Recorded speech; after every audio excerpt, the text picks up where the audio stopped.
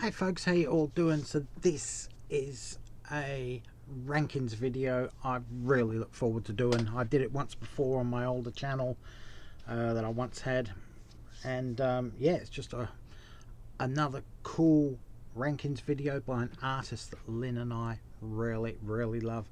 This time it's the soft rock singer-songwriter, pop disco king of the 70s, 80s, Leo Sayer. I'm going to rank 16 of his 17 studio albums. His 17th studio album came out around Christmas 2024, so a few months ago. Haven't managed to get it. It's not newly recorded songs, it's songs that were recorded in 1992, and he never released them for whatever reason. The album's called 1992. That album is currently on order because I finally found it at a fairly decent price. But other than that, have all his other albums. His first 10 albums are on vinyl. His most recent 6 are on compact disc. Now Lynn and I have been fans for, well, as long as we can remember, decades actually. I was a fan since I first saw him in the UK back in the early 70s when he had that marionette clown outfit on, doing The Show Must Go On, one-man band, long tall glasses, etc.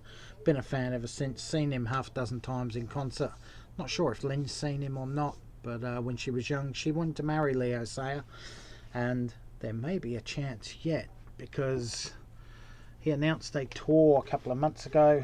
Lynn and I have our tickets here, and actually a couple of weeks ago I sent an email to his management explaining how much a big fans we are. We have all of his studio albums, blah blah blah. Didn't expect no reply. Within about 6 hours I had a reply from his tour manager, who said, you know, he's more than happy to hook up a greet and meet when he's in Perth. We just got to show this email that I've got on my phone to the people at the door of the venue where we're going to see him, and he's going to hook up a meet and greet with the fabulous Leo Sayer. So this is an absolute dream come true for the pair of us. So yeah, just really good. Love to get a few records signed, vinyl LPs, whatever, and maybe a couple of selfies with the guy. Anyway, enough of that. Let's get on to this rankings video. 16 albums. I like the bottom 6, and I absolutely love the top 10 albums by Leo Sayer, as does Lynn. So let's get on with it now.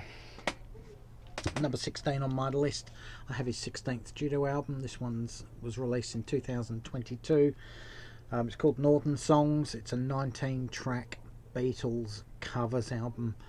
Most of the songs have been reinvented by Leo Sayer. They're not just done as plain covers as a lot of artists do. Some of them have been slowed dramatically from the original versions, so they're more ballady. Some interesting tracks on here actually. Nowhere Man has a reggae vibe to it. Hey Jude has a country vibe, which I think goes really well with Hey Jude. I Feel Fine, which is one of my favourite Beatles songs of all time. That's got a dance disco vibe actually, believe it or not. Really good. There's some fantastic cover versions on here. So that's the back of it. You can see all those tracks there. Does some absolutely fabulous versions. I just like the way he's reinvented them. I'm not a fan of covers albums. That's why this one comes in at the bottom for me. I just don't do covers albums, but it still comes in a decent 6.5 out of 10. Number 15 on my list, we go back to 1990. This is his 11th studio album. It's called Cool Touch. This album was co-written with Alan Tarney. It's the second album he's actually co-written with Alan Tarney. The other one comes up later in my list, obviously. Alan Tarney is probably best known for writing tracks for the Hollies and working extensively with Cliff Richard through the mid-70s, through the 80s into the early 90s, for that good 20 odd years with Cliff Richard. The songs on here do have a distinct, definite Cliff Richard vibe to them. I mean, once you know it's Alan Tarney, you can hear yeah, Cliff would have done that song really good, etc., etc. Um, the only issue I have with this album, it's a good album, um, but it all sounds too much of a muchness of the same. Whereas Leo's albums generally have a bit of soft rock, ballads, a couple of, I wouldn't say disco, but danceable, up tempo, poppy type songs. This one just seems to be all much of a muchness for me. Look, all the songs are still likable. There's nothing wrong with the album at all, and it comes in at 6.8 out of 10. My favourite track on here would have to be Paperback Town. Bit of social commentary with that track, but just people, people who have made it sort of like Leo Sayer at this stage, actually remembering where he comes from, remembering his roots. That's sort of the vibe of that song. It's a really, really cool song. Best song on here. Give it a listen if you haven't heard it. 6.8 out of 10. Number 14 on my list, we go to his 10th studio album. This was released in 1983. Have You Ever Been in Love? It's half covers, half originals. The covers include Stevie Wonder's Until You Come Back to Me, Don Gibson's Sea of Heartbreak, Beach Boys' Darlin', Bobby V's Have You Ever Been in Love, and the Crickets' More Than I Can Say. There's nothing wrong with the covers. They're some of the best songs on this album, actually, as would be expected, because two of the big hits off this album were covers, as in Have You Ever Been in Love and More Than I Can Say. I didn't even know the latter two tracks were covers originally when I first heard it or even bought this album. It wasn't until I sort of looked on Wikipedia at one point and went, oh my god, they're actually covers. So that was a bit of a shock, thinking they're Leo Sayer originals, but they actually weren't. So yeah, a very, very good pop album overall. Pick of the tracks for me would be those two hits that I mentioned. And Orchard Road, what an absolutely gorgeous song. There is a place called Orchard Road, and that's in Singapore. Not sure if there's an actual connection with that and the song itself. I can't hear it in the music or anything, but yeah, just a really good album. Heart Stop Beating in Time was another single from this album from memory. It's probably the weakest of the four singles, but it's still a really good single, and 6.9 out of 10 for this album. Number 13 on my list, we go to his 15th studio album, 2013's Selfie. Selfie says it all, title says it all. The album was written, produced, and all the instruments and engineering, etc., were done by Leo Sayer himself. It's a very reflective album. I wouldn't say it's him looking forward to his own mortality or anything like that, but it sort of has that reflective feel of almost looking back to where you were and to where you are now vibe. It's a very thoughtful album. It's a very mature sounding album, considering he's a very up-tempo, poppy and happy. So yeah, a really good album. If you want to hear something that's a bit more mature than the Leo Sayer most of you would know from the 1970s, this is a really good album to get. It's a solid album, nothing bad on it yet again. Comes in at 7 out of 10 for me. Number 12 on my list, we go to 1975 and Leo's third studio album. This one's called Another Year. Lots of ballads on here. In fact, as you're listening to it, I think all these mostly written by Leo as well. Yeah. All the songs were written by Leo Sayer and Frank Farrell. So 10 songs on here. They've got a real distinct Elton John vibe happening. They're mostly ballads. Look, when I compare them, like the other album to Cliff Richard and this one to Elton John, I'm not taking anything away from Leo Sayer. I'm just saying, if you want a sounds like, then there's sort of that vibe happening. I'm sure you listen to Elton John albums, you go, oh, there's a so-and-so vibe, or there's a whatever vibe. That's all. I'm not putting Leo Sayer down or anything. It's just got a vibe Moonlightin' was probably the most up-tempo track on this album, if you know that song. And that song actually sounds to me like it could have been a Billy Joel type song from that era as well. You know, like the Anthony's song, Moving Out type thing. It's got that sort of vibe to that as well. So, yeah, it's definitely a singer-songwriter album. Really, really good stuff. Best tracks on here for me would have to be Moonlightin', the title track, and On the Old Dirt Road. But the rest of the album is really, really good. Also, there you are, there's the tracks there if you want to look. Album comes in at a respectable 7 out of 10 again. Number 11 on my list, we go to 1973 for Leo's first album, his debut album titled Silverbird. Solid soft rock album here. It's half upbeat, soft rock, half ballads. It's got a fantastic rocking opening track with Innocent Bystander that really sets the tone for what Leo Sayer can do rock wise. There's also a beautiful falsetto track, Why Is Everybody Going Home, which is the best one for me. But yeah, just a great album, a really good debut album anyway. There you are. The Show Must Go On was probably the biggest hit from this album. Yeah, it probably is. Why Is Everybody Going Home? That was a single. I think that was his first solo single. But yeah, just an absolute solid album. Comes in at 7.2 out of 10. And what a great debut it was. Now we get into the top 10. I love all of these 10 albums. Silverbird just missed out, clocking in at 7.2. It takes a score of 7.5 to be a love album for me. So I love all these remaining albums. Album number 10 in my list goes to 2008's Don't Wait Until Tomorrow. This was his 13th studio album. Generally, I'm not a fan of covers albums, as I've used to mention on other videos in my other channel, and of course with the Northern Songs one, which come at number 16 on my list. But this one is different. This is Leo Sayer covering Leo Sayer.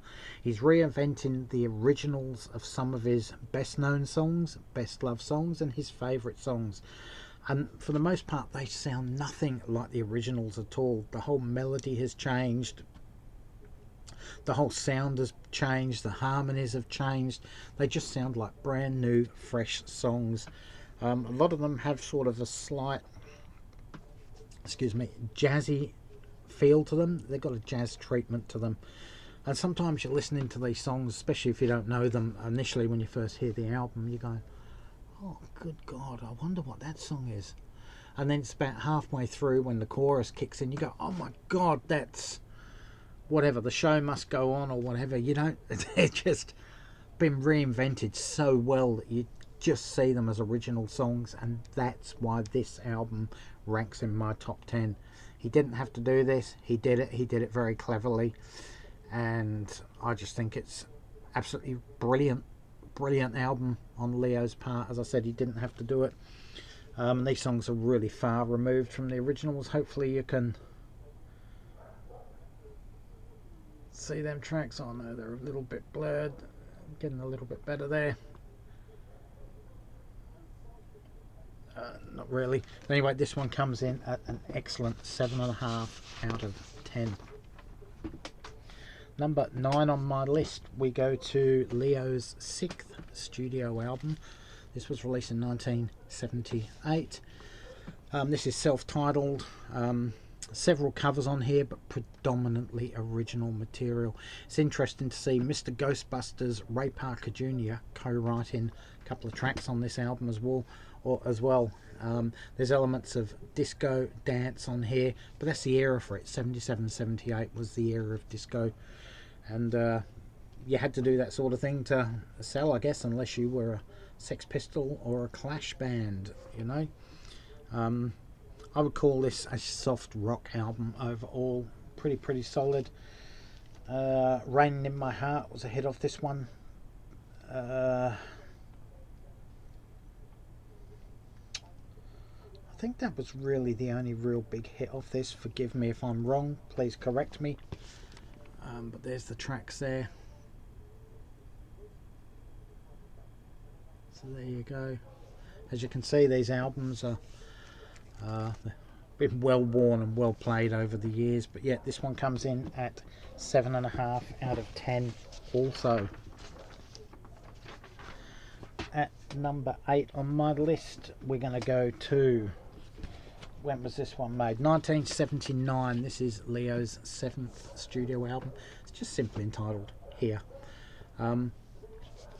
This album has a, here I go again, you know, I've said it sounds like Cliff Richard or it sounds like Elton, whatever.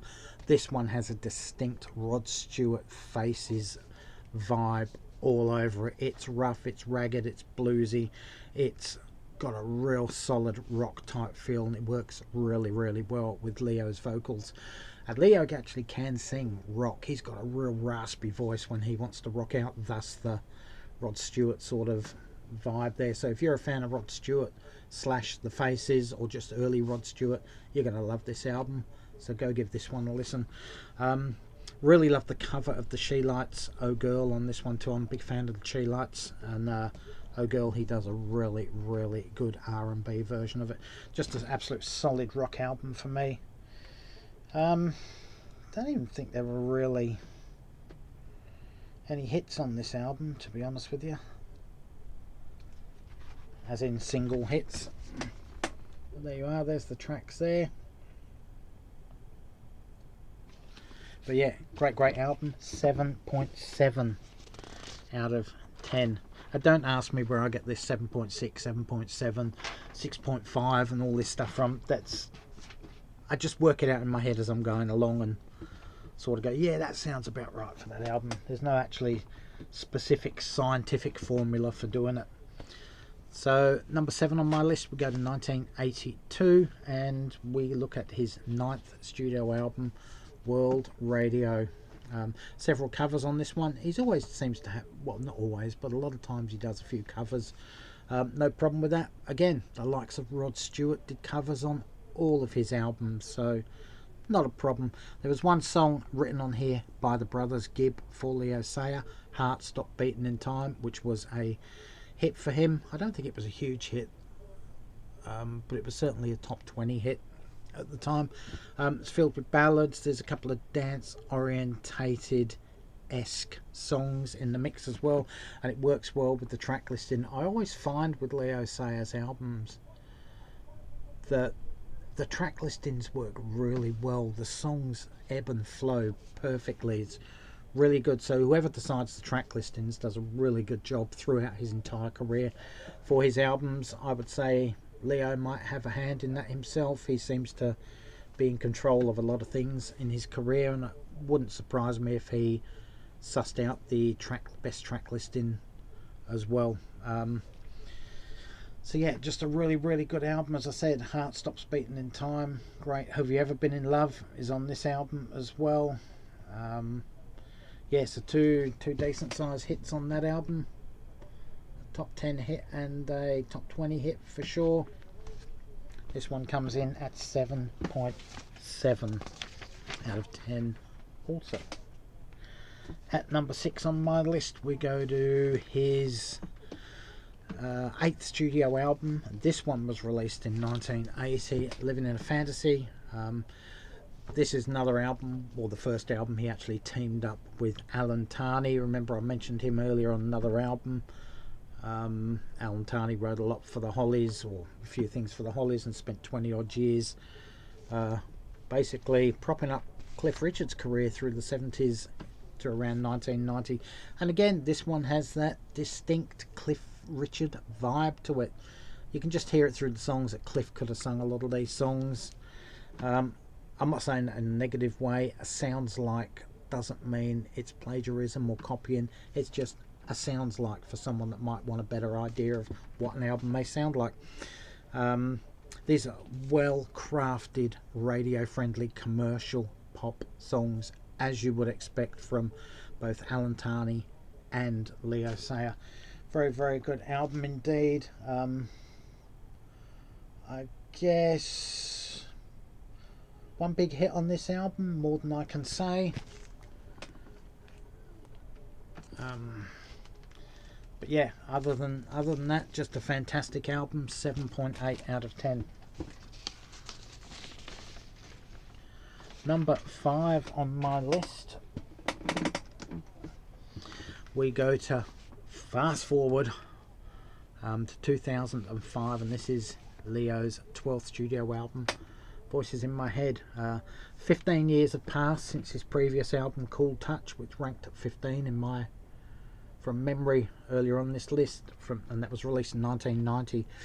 As I said before I started, he's got an album released now called 1992, which is 8 or 9 tracks that I've actually ordered on vinyl, that were recorded in 1992 but not released.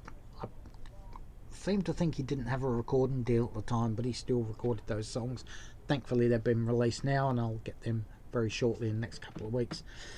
So yeah, 15 years since his previous album. Now when you listen to this album as opposed to his previous one, Cool Touch, his voice is deeper. There's certainly a noticeable difference in his voice, but that's an age thing. That's a 15-year age gap. You just can't help that. Had he have released albums every year, every second year, every third year, you probably wouldn't notice it as much, but when you listen to them chronologically, you certainly hear the difference. It works. I'm not saying it's bad or anything. You just notice it. It's just something I noticed when I first heard the album. The time this one was recorded, he had already been in Australia, I think about a decade nearly, from memory. I could be wrong. He's emigrated to Australia, lives in New South Wales, sorted out all his business issues that he had in the UK, and yeah, this is a album, another mature sounding album from Leo Sayer, like a couple of his other ones that I've mentioned earlier on.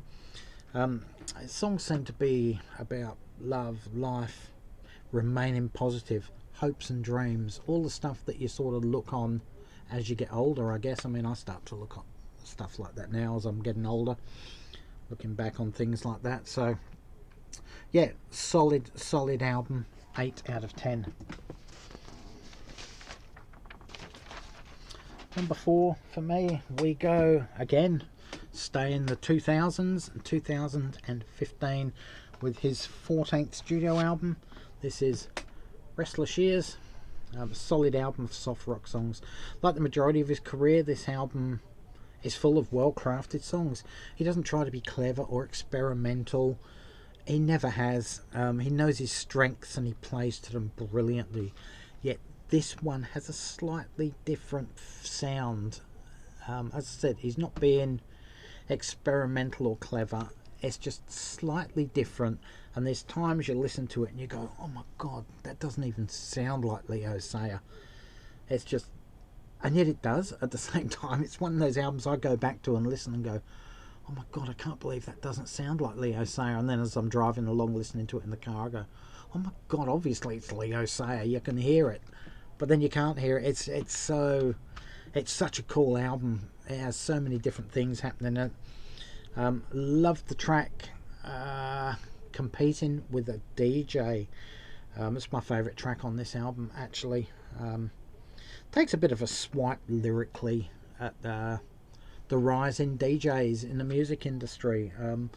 I believe he wrote this song after a DJ won Best Live Act at the ARIA Music Awards the year before this. So it would have been 2014, I guess.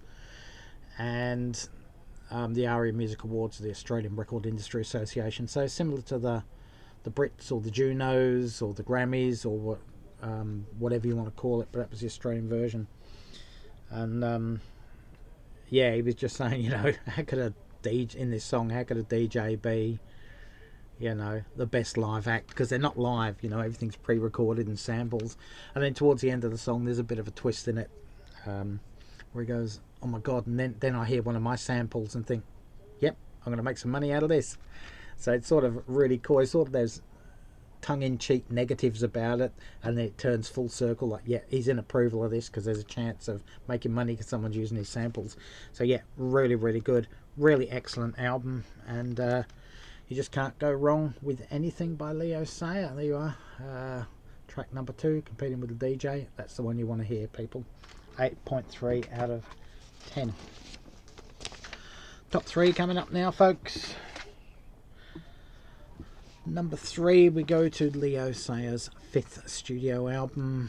I'm not going to say can you guess what it is, because apart from 1, maybe 2 albums, people generally don't have his albums, which is really sad because he's a solid artist. So it's from 1977, Thunder in My Heart, mainly a disco album, but obviously because of the year 77, as I said before, 77, 78 was disco pop, and this fills that perfectly. Unlike a lot of disco material from that period, this one actually, Leo Sayer's disco dance stuff actually sounds fresh, and relevant, much like the Bee Gees stuff does, you know, after all these decades. Whereas a lot of stuff sounds very stale and stuck in 1977, but his has that timeless quality about it. The title track was a single, peaked at number 22 in the UK. It was one of only 2 singles of Leo's in the 1970s that charted in the UK that did not make the top 10 there. The other one was Raining in My Heart, which was a cover of the old Buddy Holly and the Crickets track. So note for you, Leo Sayer, do not record any songs with weather in the title, raining, thunder. You know, it's not going to work for you, bro. Seriously. So anyway, the title track was actually remixed by a DJ in 2006 and peaked at number 1 on the UK charts. So that sort of gave him a bit of a resurgence back in his career, I guess, with a lot of younger people knowing him or getting to know him through that DJ remix track. Just a great album. Yeah, Thunder in My Heart, that's really the one off this album that was a hit. There's all the tracks there. So if you sort of like that late 70s sort of dance, sort of soft rock type thing, this is an album you should probably go for. Great stuff. 8.5 out of 10. Number 2 on my list. Any fans out there will not be surprised at my number 1 and number 2. They're the ones I think most people would go for. So there's no apologies for that. To me, they are his best albums. So here we go. Number 2 on my list, Just a Boy. This was released in 1974. It was his 2nd studio album. This album harnesses the elements that were created on his debut album, Silverbird, and moulds them into an absolute work of art. Songs like Train, One Man Band, Giving It All Away, Long Tall Glasses. We know all them songs, folks. Come on, they were hits. I mean, Train wasn't a single in the UK, but it was a single throughout Europe and Australia. But the other 3 were huge hits. One Man Band and Giving It All Away are actually covers, believe it or not. They were written by Leo Sayer, but they were originally released on Roger Daltrey's debut album the year before this. Both versions of both these songs are absolutely brilliant, and if you listen to them side by side, you see what a similar vocal tone these 2 guys have, Roger Daltrey and Leo Sayer. In fact, on YouTube there's a clip. If you type Roger Daltrey, Leo Sayer, you'll come up with Giving It All Away, and they're singing it live on UK TV, I presume, and their vocal tones are so cinema. If you shut your eyes and listen, you really can't tell which one is singing which part of the song. They're that good. So Leo really does have a rock voice, and you can hear it on his songs. Anyway, back to this album. Yeah, just an absolute brilliant album, an absolute masterclass of singer-songwriter material. So if you want an album that is chock-a-block of singer-songwriter stuff, you know, you've got people like Albert Hammond, for example, who has written songs for Leo Sayer, who are singer-songwriters from that period. John Denver's singer-songwriter as well. There's dozens of them. People seem to forget Leo Sayer's singer-songwriter. Masterclass of singer-songwriting on this album. Just a boy. Leo Sayer, 8.9 out of 10. Number 1 on my list, we go to the obvious choice that most people would probably pick, and the album cover that most people would recognise. 1976, Leo's 4th album, Endless Flight. An obvious choice, but justified. There's a couple of covers on here. Reflections, which was a Supreme song, as we all know. When I Need You, which I've just mentioned, actually, Albert Hammond. This one contains those 2 hits, obviously, and another further UK top 10 hit with How Much Love, which is just as good as those 2. Between those 3 songs, if you know those 3 songs, that sums up this album. It's a masterclass of pop songwriting ship from that period. It's a fantastic pop album, absolute masterclass. Very little separates my top 2 albums from Leo Sayer. One is an absolute brilliant singer-songwriter album. The other is an absolute brilliant pop/soft rock album. Both should be in your collection, then take it from there. But these are the 2 albums everybody needs in their collection by Leo Sayer. So there's the track list there. Every song is just about as good as those 3 singles. So, and that album comes in at 8.9, by the way. So there you go, folks. That's my wrap up of the 16 studio albums by Leo Sayer. Yep. So there's not much else I can say about that except fantastic. Do yourself a favour, go and listen to some Leo Sayer studio albums. I've seen them at markets. You get them pretty cheap nowadays. So, you know, $5, $6, $7, whatever. Pick up a Leo Sayer studio album. You won't be disappointed, guaranteed. Fantastic artist. Hope he's an all-round nice guy when I get to, well, Lynn and I get to meet him in about 8 weeks' time. Till then, guys, stay safe, take care, all for now. Hope you hung around till the end. Catch you around, and bye, folks.